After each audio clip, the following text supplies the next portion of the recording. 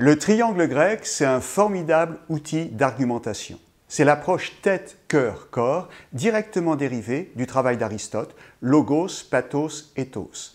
Logos pour la tête, pathos pour le cœur et ethos pour le corps. Alors, comment ça marche? Nous avons tous en nous trois ressources. La première, homme ou femme de tête. C'est l'approche intellectuelle, c'est celle du scientifique, du chercheur, avec une démarche très structurée, rationnelle. Deuxième, homme ou femme de cœur, avec une dimension beaucoup plus sensible, humaine, voire presque humaniste, animée par des valeurs.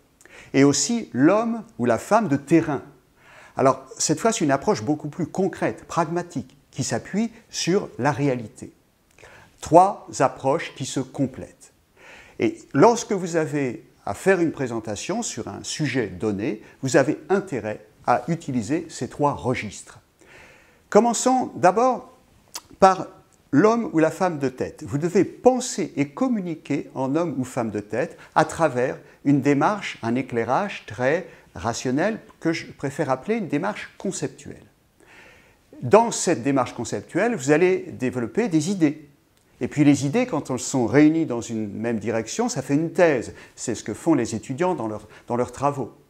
On peut développer un jeu intellectuel autour de cela. À la thèse, je peux opposer l'antithèse, ensuite en faire la synthèse. Il y a aussi tout le domaine des arguments, ce que j'appelle les arguments d'autorité. Si vous pouvez vous référer à des autorités compétentes dans un domaine donné, soit économique, sociétal. Par exemple, je peux me référer au travail de Keynes en économie. Je peux m'appuyer sur des modèles aussi. Par exemple, le socialisme, le collectivisme. Je peux également développer un raisonnement. Je vais vous prouver par A plus B. Ou encore, je vais raisonner par l'absurde. Et puis, il y a aussi, toujours dans le domaine conceptuel, il y a une question presque existentielle qui débouche sur du conceptuel, c'est le pourquoi. Voilà pour homme ou femme de tête, pour le conceptuel. Ensuite, l'émotionnel, homme ou femme de cœur. Alors là, c'est une approche très sensible. La liste est très longue de ce que l'on peut utiliser. Vous pouvez vous appuyer sur un ressenti personnel. Ça me fait plaisir d'apprendre que, je suis étonné, j'ai un peu peur, vous voyez, toute une gamme de sentiments exprimés. Je peux aussi faire appel à des exemples très personnels, des anecdotes, des histoires, du storytelling. Je peux aussi m'appuyer sur des valeurs, le courage, la générosité.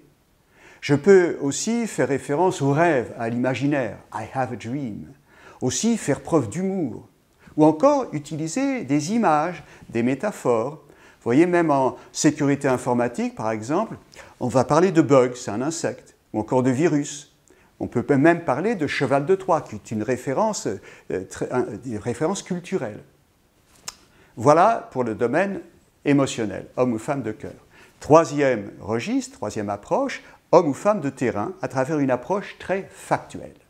Alors là, c'est un domaine très concret, utiliser des exemples concrets, des faits, des chiffres. Ces chiffres, quand ils sont réunis dans une étude. Donc faites référence à des études. Citez vos sources pour valider ces études. Et puis, plus généralement, je dirais que c'est le domaine des preuves. Voilà pour l'approche factuelle.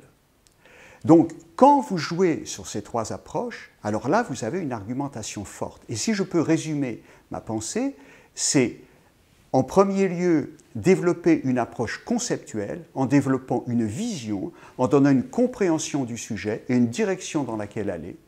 Sachez toucher votre public avec une approche émotionnelle, et puis également enraciner votre discours dans la réalité avec une approche factuelle. Et vous le verrez, le triangle grec, c'est un outil très puissant parce que très simple, très facile à utiliser.